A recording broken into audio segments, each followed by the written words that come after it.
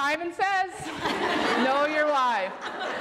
And Simon Sinek, I know you're watching. I know my why because of you, because I'm a rule follower, type A, firstborn, obsessive, compulsive. So I thank you for that. I've actually got two whys. One is I was raised in a nursing home, and the other is I watched my mom lose one of the most important parts of her life before she died. It goes without saying that being raised in a nursing home gives a person a unique perspective. I spent a lot of time with everybody else's grandparents. Mine lived far away, but I had more grandparents than all of my friends combined. And they told me stories, and I looked at them in front of me and then considered the pictures of them on their bulletin boards or sitting up on their dressers, and I tried to make sense of that to this and what must have transpired over all of those years. And a lot of them shared it very willingly. And because I've always been a word nerd, I'm a writing teacher still to this day, I think I thought in metaphors even back then, because when I go back to my really primary school years, I remember thinking that we all had windshields and rearview mirrors, and that their rearview mirrors were like ridiculously large, like it would tip your car over if it was actually attached. And in that was so many experiences, good and bad, so much knowledge, so many things that they'd point to, and they'd say, Lisa, don't do this. Lisa, make sure that you do that. And their windshields were shrinking. So is yours. So is mine. At that time, my rearview mirror was tiny. My windshield felt huge. Fortunately, it was pretty big. I'm still here today. And so I think about that, and that kind of grounds me in the finite nature of my life. The other thing that's interesting about being raised in a nursing home is that time feels very different there. It's kind of a flow. You know, if it's Monday or Thursday, it doesn't matter that much. Maybe there's bingo on Monday, and Marvin comes in to play the accordion on Thursday. And so there are some things that punctuate the time, but not like in the real world. In the real world, things are fast-paced. And once I started going to school, and the bell rang at 8, and it rang again at 3, and you went to PE, and you went to arts, and all of the crazy things that life involves, I found myself thinking, man, like life is chaotic, life is frenetic. I've got to get going if I'm going to keep up. And so in elementary school, I did what probably all kids do. I started to adopt that, oh, it's Monday. And the TGIF, and can't wait for the weekend, and even like a school lover like I was, a nerd like I was, I never said that I was glad it was Monday. I pretended I was upset about it. And like everybody else, I would wish the week away to get to the weekend. I'd wish away 5 days to get 2. Then you get to junior high, and you're wishing away months so you can get to Christmas break, or summer vacation so you can ride your bike and swim in the pool. High school, it gets worse. Now you want years to go fast. I can't wait until I graduate. And so it goes from wanting to accelerate days to weeks to months to years so that I could graduate from high school, and then I could graduate from college. USD alumni, thank you. And then I could get married, and I could have kids, and I could get a master's, and I could have grandkids, and I could have a TEDx talk.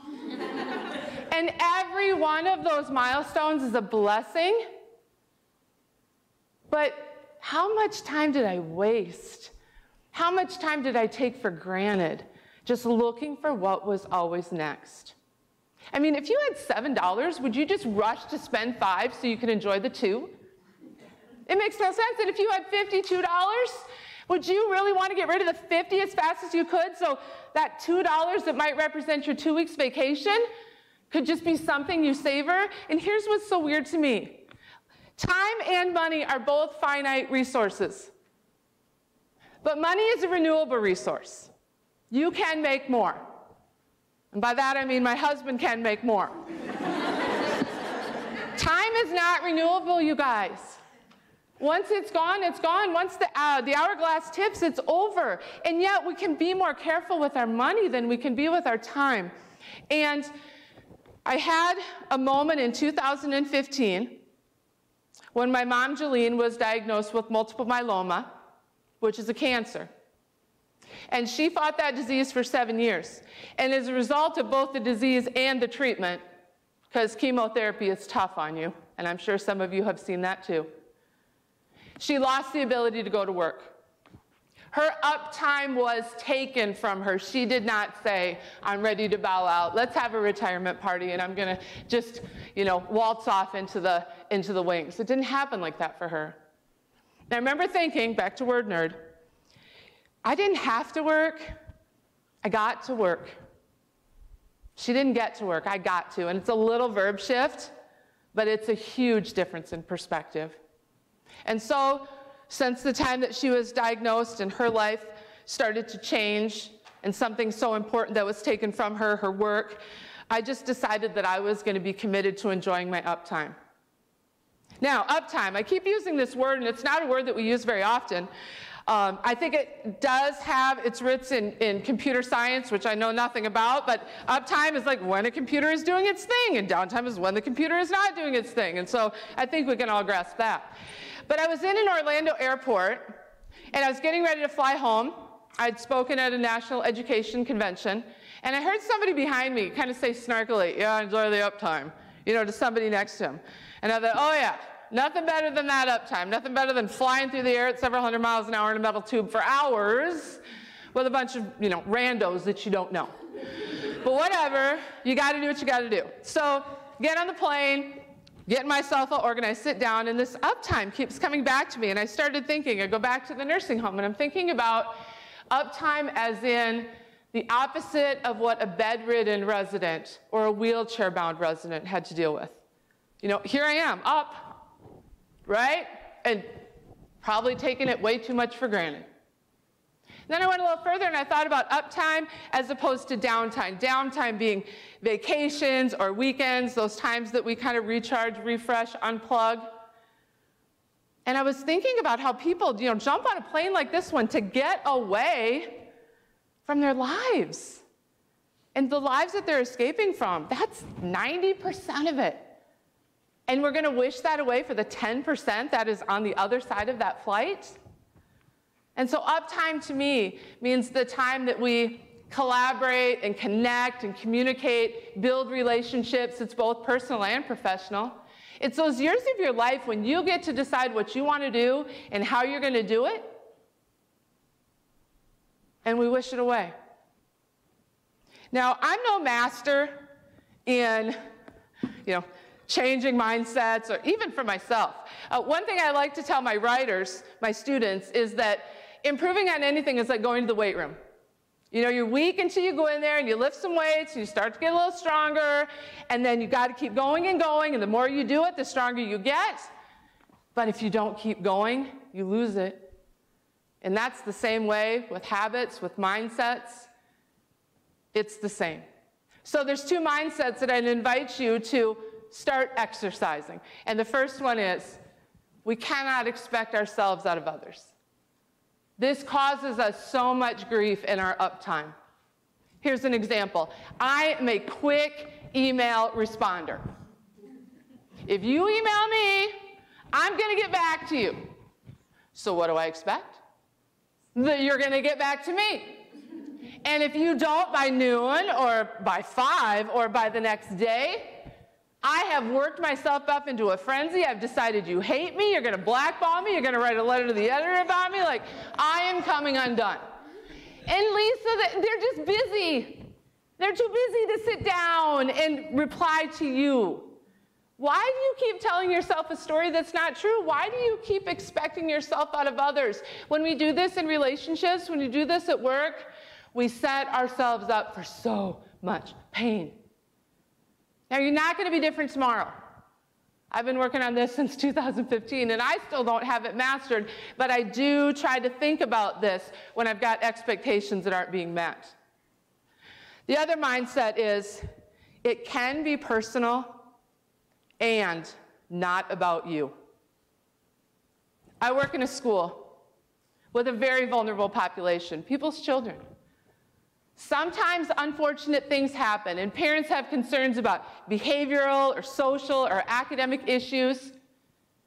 And why wouldn't they come to me? Maybe with, a little bit of elevation, maybe with a little bit of dysregulation, because they're really upset about what's happening with their child. It's personal. I'm a mom, I'm a grandma. I know it's personal. That doesn't mean it's about me. And when I can set aside that need to take it personally and start getting a little prickly and fluffy and confrontational myself, everything goes better for everyone. It can be personal and not about you. Sometimes our ego's so big, isn't it? It's not about you. No one's thinking about you. You've heard that before. No one's thinking about you. They're thinking about themselves. Nobody's upset with you. They're upset with what's happening. And I chose a healthcare picture here because I'm sure that in the world of healthcare, this is very true too. That people who take care of us when we're at our most vulnerable moments hear a lot of stuff that they don't deserve. It is personal, but it's not about them. It's about what we're experiencing. So I urge you to start to work on those two mindsets. Now 2 moves, very easy moves, cheap moves, free probably. 2 things I want you to do. The first one is I either want you to get a planner or use the planner you've got differently or run off a calendar page, doesn't matter. This is not actually from my planner because I didn't want to share any sensitive information from school. But what I do every day, and this is the truth, I put a plus or a minus. And I do this because I need data. Because if I'm in a slump, I can start to think that I've always been in a slump and I'm always going to be in a slump. Again, I'm telling myself things that aren't true. But when I look at this, and I tally them, you see that there? I'm an English teacher, but I did a little math. I had 6 pluses and 3 negatives and 1 neutral, which, on the whole is pretty darn good. And if I don't do that and I start to feel like it's always been, always is, always going to be terrible, and so I leap, who am I taking with me? Me. Why would it be any different in the next place? Please just chart your days. It's simple. It takes 1 second. And it has been so transformative for me. It's kept me rooted in reality as opposed to just an emotional outburst. The other thing I'd like you to do is to secure a picture of somebody you love, who loves you, who loves the uptime. This is my mom. She graduated from nursing school in the late 1960s. And as I already told you, her uptime was taken. And so whenever I'm at school and I'm having one of those pity parties that I'm known to host for myself, I can look at that and I can remember it was taken from her and that I get to work. I get to parent. I get to be a grandparent. I get to do all the hard things, all the things that come along with stress and frustration. They're a gift. And she reminds me of that. She reminds me of that. 2 messages. Now, I want you to tell these to other people because if you do, you'll start to believe them too. And the first one is, you have to slow down. Now, I'm a principal, and so it could serve me very nicely if all my teachers were like 1,000 miles an hour, 24/7, going. Good test scores, happy Department of Education. I mean, these things matter. But you know what matters more? Keeping a good teacher. It's the good professionals among us.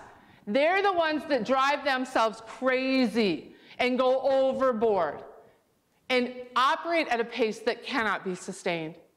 And so instead of going up to somebody, wow, I see you're putting in extra hours, you're really doing great things for the company, way to go. No. Gosh, I see that you're working a lot. I'm worried about you. I want you to last. How can I help?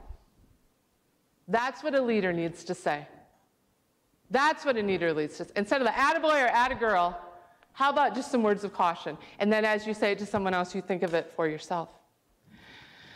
The other message is, you don't want me to answer that.